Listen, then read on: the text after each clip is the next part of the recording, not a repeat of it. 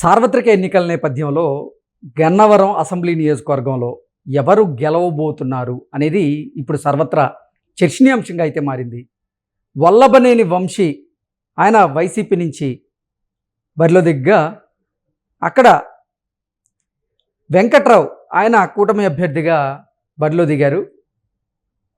వల్లభనేని వంశీని అడుగడుగునా టార్గెట్ చేస్తూ వెంకట్రావు పోల్ మేనేజ్మెంట్లో సక్సెస్ అయ్యారు. పోల్ మేనేజ్మెంట్లో వల్లభనేని వంశీ ఫెయిల్ అయ్యారు కాబట్టి వల్లభనేని వంశీ గన్నవరం అసెంబ్లీ నియోజకవర్గంలో ఓడిపోవడం ఖాయం అనేటువంటి మాటలు ఇప్పుడు సర్వత్రా చర్చనీయాంశంగా మారినటువంటి నేపథ్యంలో ఈ అంశం మీద మనతో చర్చించేందుకు తెలుగుదేశం పార్టీ అధికార ప్రతినిధి సూర్యదేవర్ లత గారు మనతో ఉన్నారు. లత గారితో మాట్లాడదు. లత గారు నమస్తే అండి. నమస్తే. సార్వత్రిక ఎన్నికల నేపథ్యంలో గన్నవరం అసెంబ్లీ నియోజకవర్గంలో ఎవరు గెలవబోతున్నారు అనేది ఇప్పుడు తీవ్ర ఉత్కంఠ రేపుతూ ఉంది. కొంతమంది ఏమో వల్లభనేని వంశీ ఓడిపోవడం ఖాయం, అసలు మొన్న జరిగిన పోలింగ్లో వల్లభనేని వంశీ పోల్ మేనేజ్మెంట్లో విఫలమయ్యారు, అలాగే వెంకట్రావు గారు పోల్ మేనేజ్మెంట్లో సక్సెస్ అయ్యారు కాబట్టి వల్లభనేని వంశీ ఘోరంగా ఓడిపోబోతున్నారు అంటూ రకరకాలుగా కొన్ని వార్తలు అయితే అక్కడ చక్కర్లు కొడుతూ ఉన్నాయి.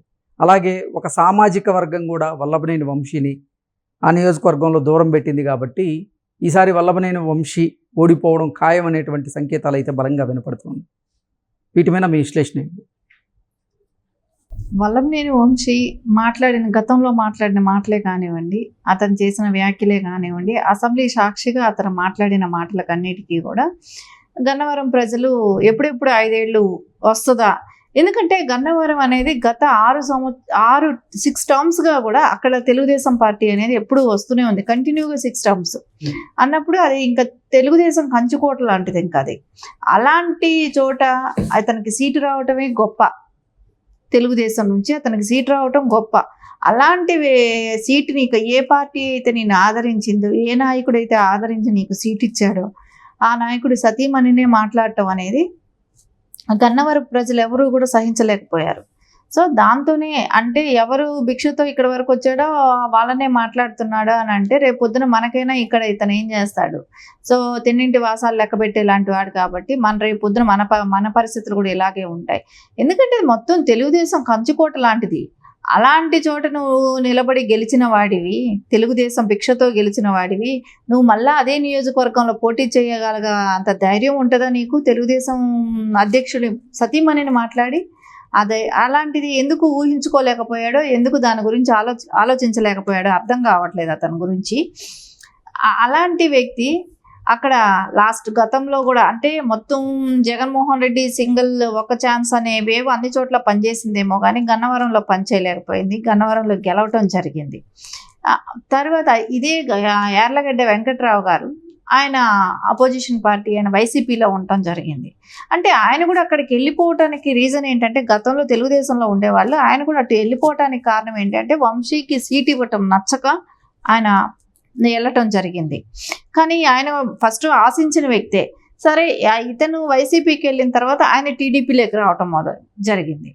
సో తర్వాత ఇప్పుడు కానివ్వండి పోల్ మేనేజ్మెంటే కానివ్వండి ఇవన్నీ కూడా యార్లగడ్డ వెంకట్రావు గారు మంచిగా బాగా చేసుకోవటం జరిగింది. అది కూడా కాకుండా ఆయన ఏ రోజు అపోజిషన్ పార్టీలో ఉన్నా కూడా నారా చంద్రబాబు నాయుడు గారిని కానీ ఎక్కడ కూడా దూషించింది లేదు. ఆయన ఓన్లీ సిద్ధాంతాల పరంగా ఏదో చెప్పుకొని పార్టీలో ఉండొచ్చేమో కానీ ఎప్పుడూ కూడా విభేదించింది లేదు. పర్సనల్ అటాక్స్ అనేటివి ఎక్కడా కూడా జరగలేదు. సో అలాంటప్పుడు ఖచ్చితంగా గన్నవరం ప్రజలు ఆదరిస్తారు యార్లగడ్డ వెంకట్రావు గారిని. అదే ఈరోజు జరుగుతుంది.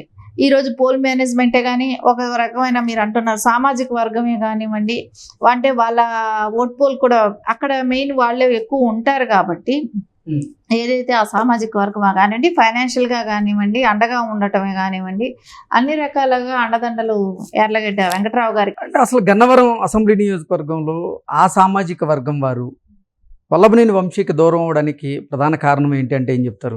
ఖచ్చితంగా ఆయన మాట్లాడిన మాటలే వ్యతిరేకతకి కారణమయ్యాయి. నువ్వు ఏ రోజైతే నందమూరి కుటుంబం గురించి మాట్లాడటమే కానివ్వండి, ఆ ఇంటి ఆడపడుచుల గురించి మాట్లాడటమే కానివ్వండి, ఎవరు కూడా సహించలేకపోయారు. సేమ్ ఓన్లీ ఒక్కదాని గురించే అతన్ని విభేదించడం జరిగింది. అది ఈరోజు ఈ ఎలక్షన్లో కూడా మనకు కనపడుతుంది. ఆయన అందుకే కదా పోల్ కూడా సరిగా చేసుకోలేకపోయాడు. ఈరోజు గెలవమనే ఒక ఖచ్చితమైన ఒక నిర్ణయం ఆయనకు వచ్చేసింది, గెలిచే ఆస్కారం లేదనేది. అందుకే అమెరికా వెళ్ళిపోవటం జరిగింది.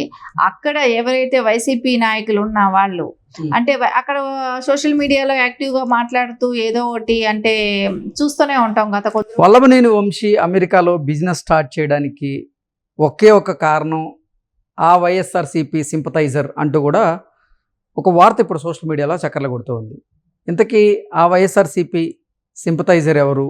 అతను వల్లభనేని వంశీకి ఎందుకు సహాయం చేస్తున్నారు? అతనితో ఎందుకు బిజినెస్ స్టార్ట్ చేయించాలి అనుకుంటున్నారు అంటే ఏం చెప్తారు? ఎందుకంటే ఆయనకి ఇక్కడ ఎట్లాగో వచ్చి ఇక్కడ ఉండే ఆస్కారం లేదు. బీజేపీ కూడా చేర్చుకోకపోవటానికి రీజన్ కూడా ఒకటి ఉంది. పురంధరేశ్వరి గారు ఆ పార్టీ అధ్యక్షురాలుగా ఉన్నారు.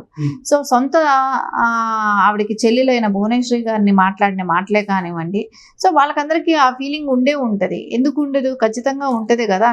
ఏ రకంగా ఇప్పుడు మళ్ళా వెళ్ళి వాళ్ళ దగ్గరే నువ్వు మళ్ళా పనిచేయాల్సిన పరిస్థితి. ఎవరినైతే నిందించావో, ఏ కుటుంబాలనైతే మాట్లాడావో అదే కుటుంబం వ్యక్తుల దగ్గరే నువ్వు వెళ్ళి జాయిన్ అవ్వాల్సిన పరిస్థితి.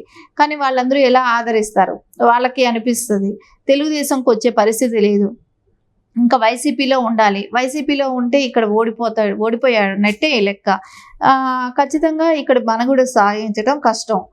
అందుకని ఆయన అమెరికాలో వెళ్ళటం, ఎత్తుక్కోవటం, ఆయన నెక్స్ట్ ప్రాసెస్ చూసుకోవటం జరిగింది.